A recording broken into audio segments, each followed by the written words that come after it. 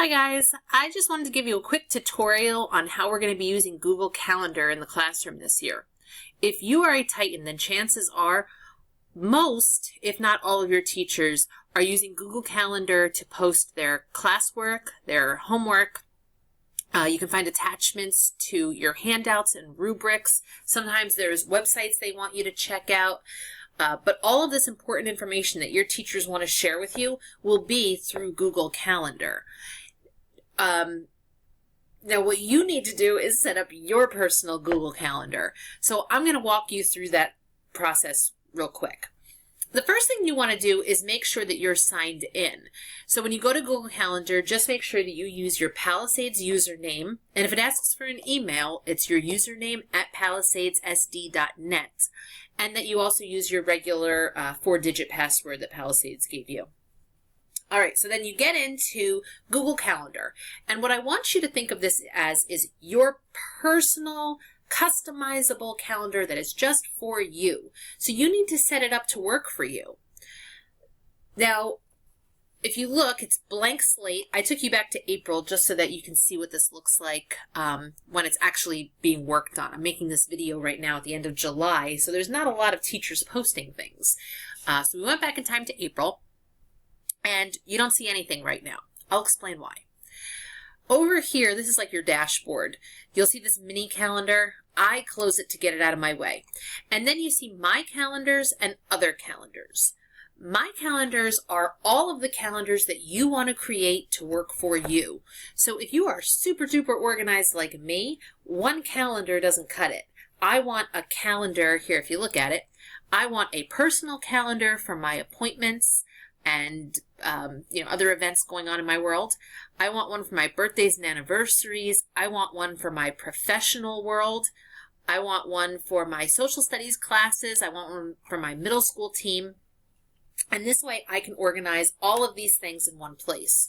So, for example, if you click on my personal calendar, there it is, and there it goes. And here's my birthdays and anniversaries, and here's my social studies calendar. And you could see how these things are color-coded, but they all live in one place. They're separate, but they're together. All right, so how do you create one of these calendars? You simply hit the drop-down, create new calendar, and let's say, I don't know, I got a new dog walking job. So dog walking schedule. Whoops. Dog walking schedule. Cool. I could put a little description if I want to. I can change the time zone, although I don't know why you would do that. You can share the calendars with other people. This is so cool. I have seen students create calendars and then they share them with their parents so that their parents know their schedule and upcoming, school dances and due dates. I've also seen, I loved this. I've seen students who are working on a group project, they'll actually create a project calendar and then they'll share that calendar with all of their group members so that they can create a timeline for themselves. I mean, really, you just make it work for you. All right, so dog walking schedule, let's create that calendar. And it always takes Google a couple seconds to catch up. So, there she is, dog walking schedule. All right. So for my dog walking schedule, I got my first appointment on April 3rd. So I click, and this day I'm walking, Spot. And I'm going to be walking him at 4 p.m. And then I choose the calendar, which is dog walking schedule. It doesn't fit into birthdays and anniversaries. It doesn't fit into social studies. It's my dog walking schedule. And I create. Now, I want to make a special note about this. I mean, there's so many options that you can do within an event, but I want to remember that Spot needs to stay on his leash. Ooh. You can add any kind of notes you want. If you want to add the address, if you want to, I'm getting a little specific here, but you can basically put whatever information in here that you need. Now, I'm so afraid that I'm going to forget to walk Spot that day, so I want to make sure that I add a notification. So a regular notification means that there will be a pop-up on your screen that tells you that you have something coming up. You can do an email, so you'll actually get an email to your specified email address. You can do SMS. If you give it your phone number, it will actually text message you when the event is coming up. And then you could specify when you want the notification to happen. So it's so cool. You just have to take the opportunity to go into Google Calendar, mess around with it a little bit, and figure out how you can set it up to make it work for you. All right, so let's save that. Something else that's kind of cool, let's just say that Monday through Friday, so every weekday at 5 p.m., you have to walk Dixie, that was my old dog, with Dixie at 5 p.m. And again, I'm going to add that to my dog walking schedule. No special notes there, but there you see it. There's my schedule. And then again, I can just click it off and click it on. And this is how you basically customize your calendar for you. All right. Once you have some fun with that and figure out what you're doing, you can hit this and close it. And now let's talk about other calendars. Other calendars are calendars created by people other than yourself who open them up and share them so that you can see them in this same calendar window. So this is what all of your teachers have created. Now, to bring in their calendars, what you need to do is basically import them. So what you're going to do is go to the Titans website. So to do this, you start at the Palisades website. And if you go to Teams and Titans, that's us, you'll see this very rough homepage. It's under construction.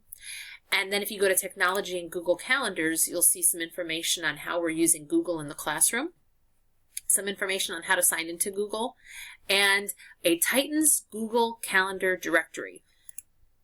If you click on that, it gives you step-by-step instructions. There's only 3 steps. This is very easy.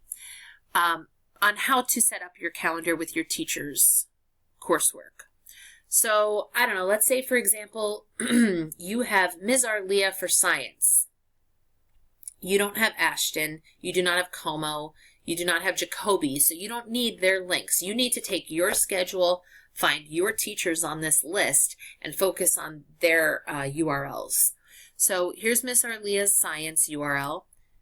You highlight it, hit Control-C to copy it, and then go back to your calendar, and there's a little arrow next to other calendars. When you click on that, select Add by URL, and paste it in.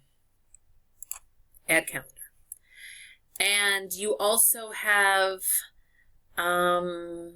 let's do Bellew for reading. So you select hers, Control-C to copy, go back to your calendar, other calendars, add by URL, and you paste it in.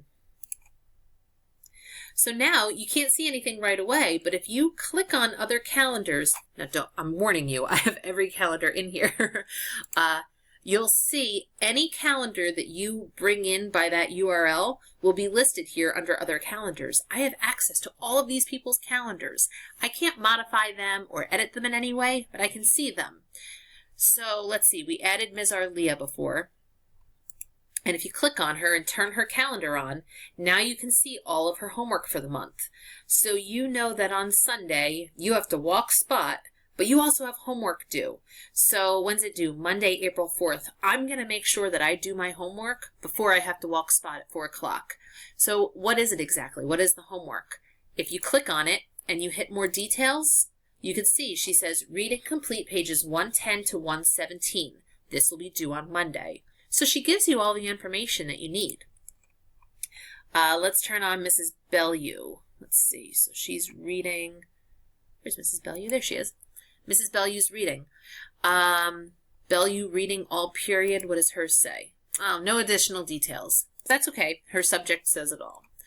So if you start looking, I mean, this can get to be a little bit overwhelming.